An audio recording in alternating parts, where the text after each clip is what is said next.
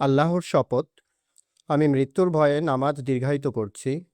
তোমরা এই ধারণা করবে বলে মনে না হলে আমি আমার নামাজ আরও দীর্ঘ করে পড়তাম। শহীদ হওয়ার কয়েক মুহূর্ত আগে নবী করিম সাল্লাল্লাহু আলাইহি ওয়াসাল্লামের সাহাবী খুবাইব ইবনে আদি রাদিয়াল্লাহু আনহু কথাগুলো বলেন। কুরাইশরা বদর যুদ্ধে পরাজিত হওয়ার পর মুসলিম বাহিনীর বিরুদ্ধে প্রতিশোধ নিতে খুবাইব ইবনে আদি রাদিয়াল্লাহু আনহুকে চরম নির্যাতন ও নৃশংসভাবে হত্যা করে। বদর যুদ্ধের পর কুরাইশরা নবী করিম সাল্লাল্লাহু আলাইহি সাল্লাম ও উনার সাহাবীদের হত্যা করার জন্য পাগল হয়ে উঠেছিল। প্রতারণার মাধ্যমে তারা খুবাইব ইবনে আদি রাদিয়াল্লাহু আনহুকে বন্দী করেন। খুবাইব ইবনে আদি রাদিয়াল্লাহু আনহুর শহীদ হওয়ার দৃশ্য ছিল অত্যন্ত মর্মান্তিক।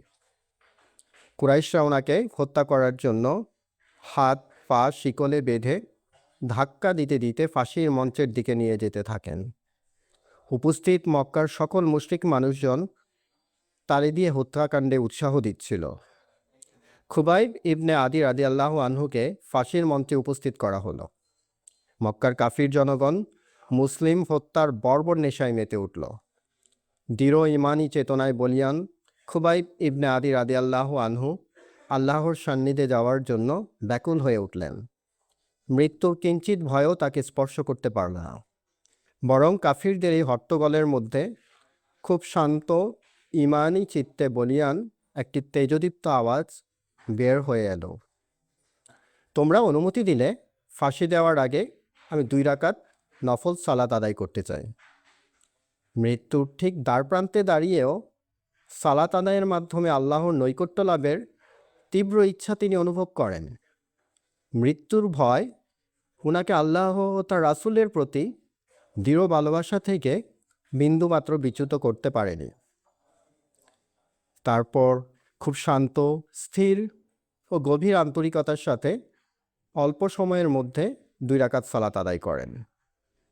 সালাত আদায়ের পর তিনি বললেন, আল্লাহর শপথ, আমি মৃত্যু ভয়ে নামাজ দীর্ঘায়িত করছি। তোমরা এমন ধারণা করবে বলে মনে না হলে আমি আমার নামাজ আরও দীর্ঘ করে পড়তাম। সুবহানাল্লাহ!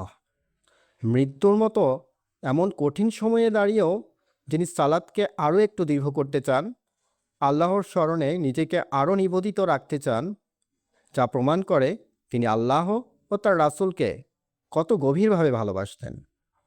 তিনি সালাতের মধ্যে এত ভালোবাসা ও আন্তরিকতা খুঁজে পান যে মৃত্যুর এত কাছে দাঁড়িয়েও সালাতে আরও একটু বেশি সময় থাকার তীব্র ইচ্ছা অনুভব করেন।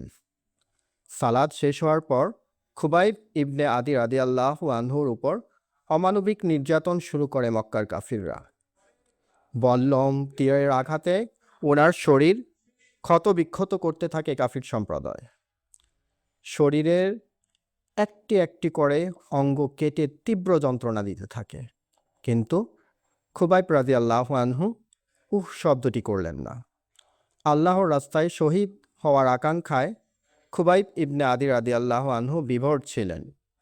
এ অবস্থায় মক্কার কাফিররা খুবাইব ইবনে আদি রাদিয়াল্লাহু আনহুকে বললেন, তুমি কি চাও তোমার স্থলে মুহাম্মদকে নিয়ে আসা হোক এবং তোমাকে মুক্ত করে দেয়া হোক?